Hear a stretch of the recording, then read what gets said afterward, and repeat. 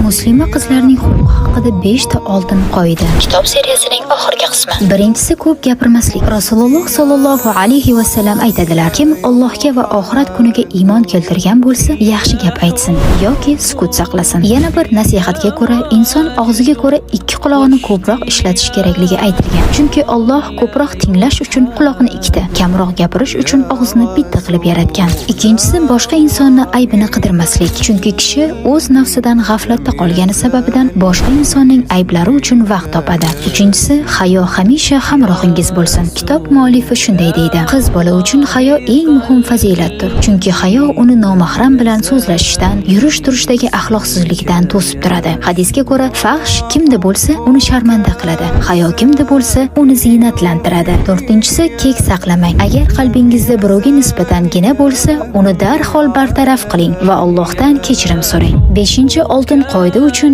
yosh qizlarga maslahat kitobini o'qing. Bu kitob sizning ham hayotingizni o'zgartiradi.